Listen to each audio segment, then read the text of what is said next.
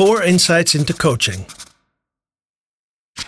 My name is Guido van Weeren, and just like you, I'm a coach.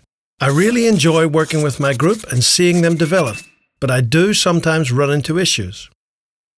Like making agreements and at the same time giving the athletes enough space and freedom to develop. I want us to get results, but what effect does that have on their enjoyment? And when I work with the whole group, how do I keep giving enough attention to individuals? I can give them all sorts of instructions, but how can I make sure they are able to make their own decisions correctly? Like many coaches, I'm still searching for the right balance, and every coach can use a little help with that. That's why I want to share 4 insights with you that have helped both me and our group to develop further and enjoy our sport even more. Let's go back to the start. Why did you become a coach in the first place? What makes it so enjoyable to do? I really enjoy seeing athletes get the best out of themselves and seeing their perseverance and self-confidence growing. That gives me a lot of energy. When playing sports, people don't just learn about their sport, but develop in many other areas as well. How do you work and play together? How do you handle the diversity? How do you manage the difference between winning and losing? Whether you want to or not, a coach plays an important role in the development of athletes. If as a coach you show opponents and officials respect, then your athletes will do the same. If you treat everyone as equals, then the athletes will follow your example. And when you are sportsmanlike when you lose, your athletes will learn to do that as well. This seems like common sense, but it's not that easy. Coaches can be confronted with unexpected circumstances, and then you have to search for and find the correct solution.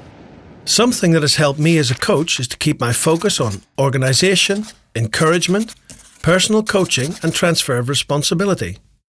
Let's have a more in-depth look at this. Start off with organisation, because this gives athletes a structure to work with. To support this, I use agree, declare and query. In your role as coach, you must be sure to declare what you expect from your athletes. If you make clear agreements with each other, then everyone knows what is expected of them. What time, where, who, how long, simple practical details. This can also be used for behaviour within the group and towards other groups. What is acceptable behaviour and what is not? And don't forget to include the parents. What is their role during training or competition? When you're getting started, organisation can take time, but it will give everyone a clear picture of what is expected and that will save time later.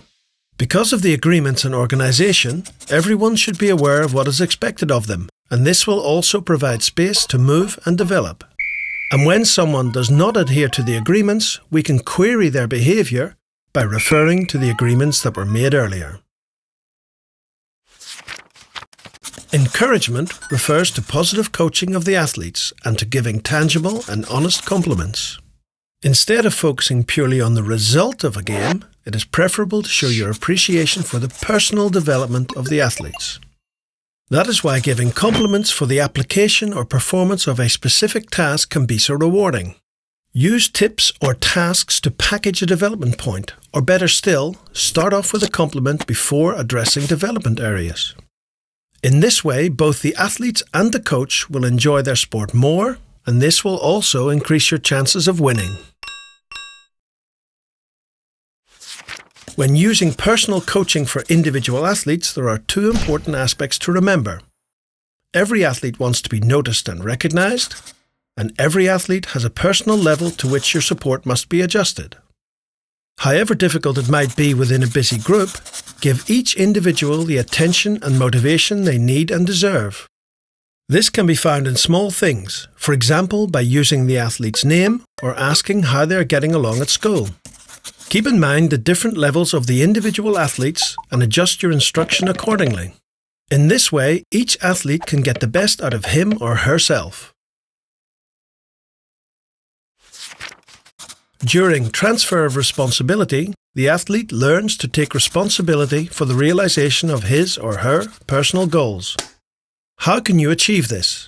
In practice, this means giving less instruction and advice and using more open questions to invite the athlete to participate in his or her own learning process. Hold off on giving feedback and allow the athlete to make choices. And reward athletes for the choices they make and the options they take.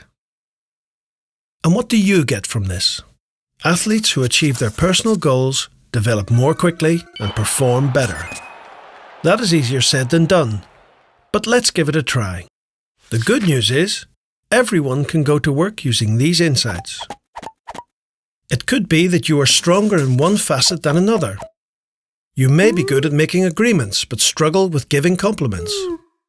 Perhaps you are good at adjusting your instruction and coaching to suit the level of the individual athlete, but find it more difficult to give athletes the space to find their own solutions.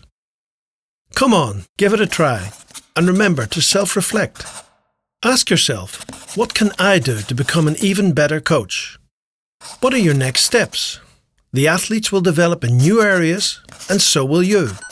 The athletes will enjoy their sport more, and so will you.